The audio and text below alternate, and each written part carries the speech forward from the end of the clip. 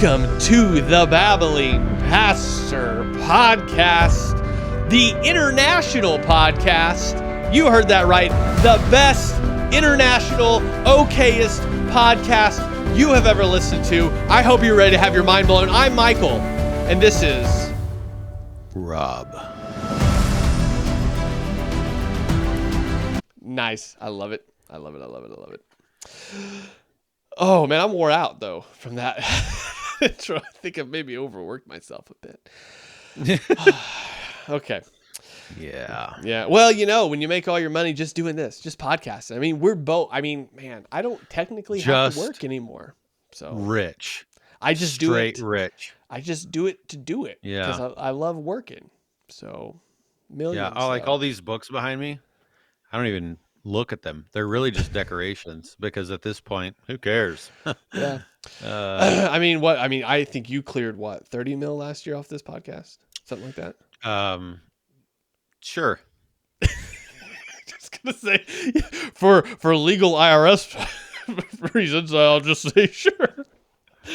No, not at all. Okay, so no. Yeah. If you want to support the podcast, reach out. We'll sponsor you. So, we're the last of this sort of these four sets of podcasts where we go over and we look at responses from a tweet that I made where I said, "Hey, atheist," because I had made a tweet, got a lot of attention from atheists, exvangelicals, those sorts of people, and so I reached out. Since I already have your attention, what are some problems you have with Christianity? So maybe some questions that nobody's been able to answer, because I already have your attention. So like, just vent, like, let me know what you think. And we got a lot. We're only going to cover a few. Rob, I just feel like last episode had a nice flow. How about you read through this one again? Ooh. I like it. All right. So if you weren't around last week, I proved that I could read. And sticker for you. I couldn't be happier to be able to do that publicly. This is from Blue Hoosier. So sounds like a that would probably mean that it's a Democrat from your home state there, Michael. Of Indiana. Yeah. Probably from like Indianapolis or Fort Wayne or something like that. Those are the only two blue places I know in the whole state. So it's probably Blue Hoosier. So this is from Blue Hoosier and says this: I'm a social worker. I work with kids. I've seen some things that I can't fathom a loving God would allow. I was raised Christian, and it's taken me a long time and a lot of searching, but I can't think of a single reason why a loving God would allow a child to be victimized. Yep. That's the comment. And there's this is in some ways one of the most typical arguments and beefs, not with Christianity, but with the God of Christianity. So this is something that gets asked and answered lots and lots and lots and lots of times throughout each year with Christian podcasts and sermons and different things. But in a way, this is something that is not so cut and dry. This is someone who has seen a lot of terrible things, likely, and things that would cause anybody who's an unbeliever, especially, to say, "How dare you, God?" Right? And even the Christian is going to be tempted at that point to say, "God, what are you doing here?" And it could be really gut wrenching and difficult to walk through some of the things that this person is likely walked through and seen, as is even alluded to, seen some things that I can't fathom a loving God would allow. So, Michael, what's your response to that initial question statement? I think that Christians have to acknowledge the reality that they're there are some terrible things out in the world. Yeah. I think sometimes, I mean, just to preface this, because of the nature of growing up, many people growing up in Christian homes.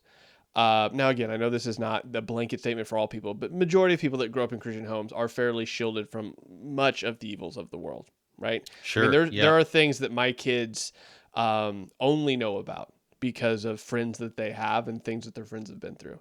And they didn't know about those things until, they became friends with these other kids. And there's some people, I can't go into a whole lot of detail. There's some people I know that work with special needs kids that have just, they've seen so much abuse and neglect, and didn't really, I don't know, really knew that was a thing that happened a lot before they started working with those kids specifically. And so I think sometimes Christians were just shielded from that by nature of just the worlds that we live in. And unless you have a specific job or a specific situation that puts you like smack dab in the middle of horribleness, you don't think about it a lot because you're just not in those environments.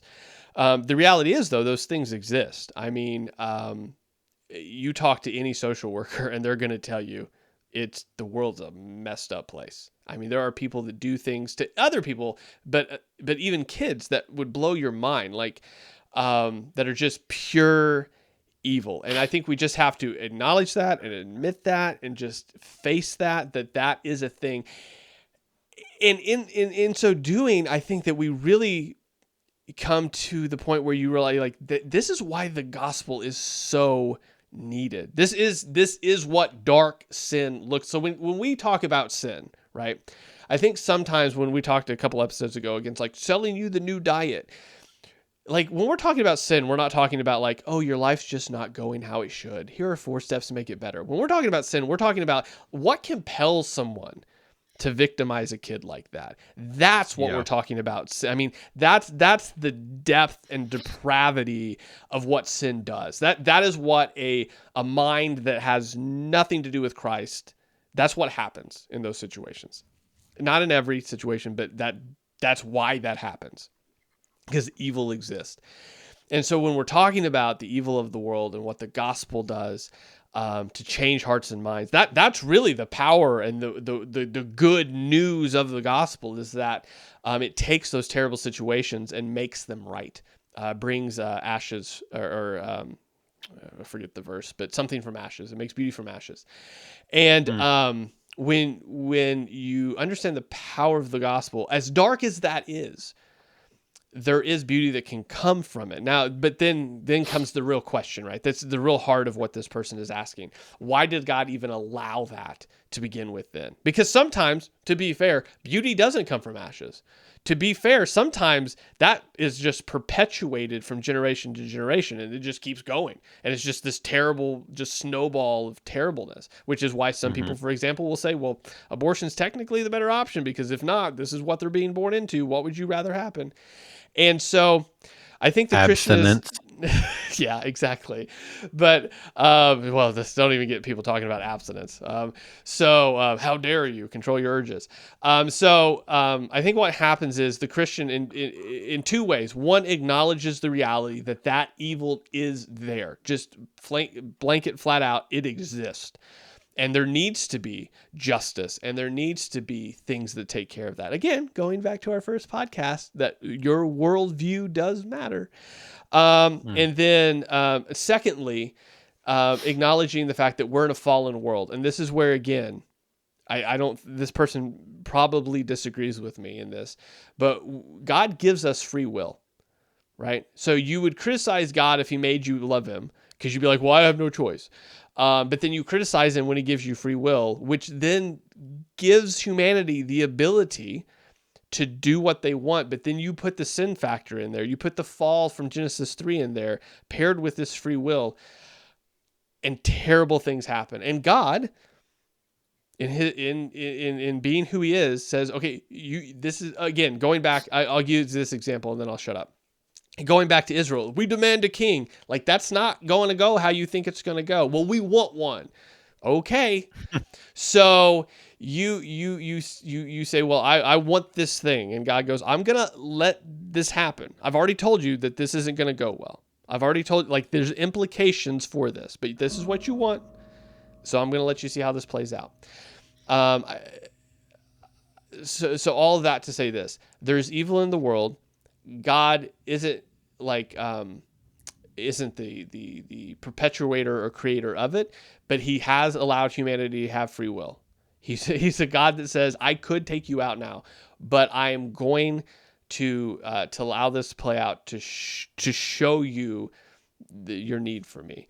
And I know that's not going to be a satisfactory answer for them, but the reality is that God has given us the answer to the problem. It's just that we keep saying, "Oh, no, we want another answer. We don't like the answer you gave us." So, yeah, I think a few things there that playing off of some things that you've said, plus just the struggle in and of itself that's being had here in this comment, is that I think that there's it's good that Blue Hoosier is recognizing this, because it's always a good thing when humans ache because of the fall, because of the implications of the playing out of fallen man. When sin shows up in such a way that it cannot be ignored, and the human heart aches because of the fall, that's a good thing. Because there are a lot of people whose consciences have been seared so much that they do these things to children, whatever all of the things are, right? That they might do these things to children. They might do terrible things to one another. I mean, watch Dateline. Like that. These stories that come out every once in a while. I hear. See an episode of something like that, and then they'll tell you when this was going on in the year, and I think, man, I was da da da da da, like, then this was actually going on somewhere in the nation, and in some town or whatever. But we should feel it. It should be weighty when we see evidence of the fall of mankind like this. It's a big deal. And so I just want to first just be thankful that Blue Hoosier is there, right? And because social workers can also, because of all of the things that they see, they can also simply just become numb to it all and it not affect them, just yeah, because of compartmentalization and the need to just survive it. And so you might intentionally not think about it or whatever, but it's actually more helpful to feel it. um, and so I'm thankful that God has allowed that in the life of Blue Hoosier, whoever that is. So I'm just going to refer to you as that, okay? that's your new name. Because Blue Hoosier, social worker, cat as the picture. I'm assuming you're a female, but that'll get me in trouble. So I'm just going to say Blue Hoosier. So that is that's the first thing. Is I'm thankful that that's where you're at. Secondly, we have to say that if that God will not allow that to go unpunished, right? That there is judgment for sin. That is a thing that's going to happen. I think of 2 Corinthians 5:10 says, "For we must all appear before the judgment seat of Christ, so that each may receive what is due for what he has done in the body, whether good or evil." That is what he has done in the body. That's even talking about Christians. Yeah. Mm-hmm. And Romans 14 talks about each of us are going to give an account of himself to God. Um, this the Jesus goes even further in Matthew 12:36. He says, I tell you, on the day of judgment, people will give an account for every careless word they speak. That this idea that God just allows things to go unpunished, and this is not something that um, that is true, that actually happens. Now, it seems though that your beef is not with the punishment of such things, but that they're allowed at all. And and I would say a couple of things to that. Maybe one, that if not allowed, then what?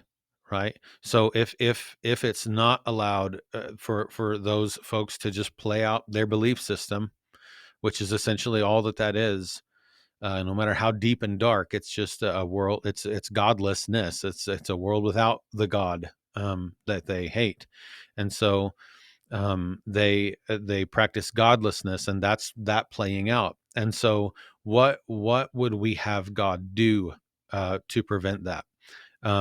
Would we have him imprison their wills? Um, uh, and a person who still longs to do such things is then in like spiritual handcuffs and can't? Would we maybe have him save them? And honestly, a lot of people are going to have more problems with that than the first thing. But and you might come up with, the point is, you might come up with any number of things that God should have done or could have done or whatever. But the reality is, and the fact of the matter is, if we trace the whole thing back, what Romans 3 tells us, as it quotes a bunch of Old Testament scriptures, it says that there is none righteous, not even one. There is none who understands. There is none who seeks for God. All have turned aside. Together they have become worthless. There is none who does good. There is not even one. Their throat is an open tomb. With their tongues they keep deceiving. And it goes on and on and on. And so the hard reality of the whole thing is, if God were to be that kind of God, then that would mean that you and I are just as condemned as the child molester or the child abuser or the child neglector. Because the chief sin isn't even, this is going to be hard to hear, and I get it that it's hard to hear, but the chief sin is not even against the child or against one another. The chief sin is that in abusing another image bearer of God, you have then sinned against God himself. That's the chief thing that has happened there, that is an atrocity and is wrong. And that's something that we all do. And so for God to show mercy and grace to you and I means that it's either across the board or it's not at all. And that's something that we all take for granted. It's something, because every heartbeat that an unbeliever has is an unfathomable grace and mercy from God. Every single heartbeat, every single breath taken by someone who is in active rebellion against their creator is a gift from that creator to give them another moment, to display his patience for another moment. And so, I mean, it's a difficult thing to think about, especially in those terms, because when we think about the things that we might do, and sure, we can call this or that sin, but it's not that, right? It's not that thing that those people are doing. And certainly it's true that certain sins have much deeper consequences and ramifications and ruin lives in a completely different way. But all of us, without the miracle of Christ, are evil and against God. that's the reality of the whole situation, the big picture. And so I think that it's important to remember that God allowing humans to be humans, right, in their sin nature or in their new nature, is part of why He's so glorious at all. Um, and that's, I mean, I could talk about this for a long time, so I'm going to shut up. But I mean, that really is part of why God is God, and it's part of why He's so glorious and so good, is because if He was not displaying patience, if He were to not display grace or mercy, every human would have died in the flood. And certainly if He stopped right now, all humanity would die and spend forever in hell. You Me, and every child molester would be suffering right next to one another, not for sins we've committed against one another chiefly, but for sins we've committed against God. Yeah, man, that was great. Like, and I think, man, the thing that really sticks out there that I think is missed a lot in what you said there in regards to just presentation of this clearly real tension that is felt by Yeah. so many people is that again, going back to the parable of the prodigal son, right? I mean, it's exactly when the prodigal comes back, he says what you were saying there. Like, I've sinned against you. That's who I've sinned against. Mm-hmm. And so understanding sin through that lens, that proper lens of like, why is God so mad because of this thing over here? Well, it's because it's not that you just sinned against that person or that thing. Um, it's that God gave you a standard and you sinned against him, either directly or inadvertently through doing that. And I think that's oftentimes what is so missed about, like, oftentimes when you talk about sin as well, why is this so heinous then? Why is this so bad? Why, well, this Mm-hmm. because you sinned against God. Not only is it that you've sinned against God, it's that he's presented you a way of reconciliation, and then you still scoff at that. And so just all of that together, I think, is again what we've talked about, what's come up basically every single episode, is the glorious good news of the gospel is that it's not just a better structure or this better thing, but it is actually this transformational reality brought forth in the personal work of Jesus Christ. That, yeah, there is evil in the world. There's this obvious tension there. And then how is that all worked out then? If there is this God in heaven and he's so good as Christians say he is, then why does this thing exist? That's so terrible. And that's where the real good news of the gospel is really fleshed out. What it means for God to change hearts and minds, to redeem people, to reconcile people. I mean, that's the difference between that episode that we did about, the better principles or trying out Jesus. That's the difference between that empty, vain, terrible gospel and the one in which you see lives renewed and you see relationships fixed. And it's not because of better principles or because somebody tried Jesus. It's because that dark sin, there was something good that was brought out of that evil, but it was only done because of the personal work of Jesus Christ. It was only done because of the transformation that happens in a person's life that could have not happened any other way.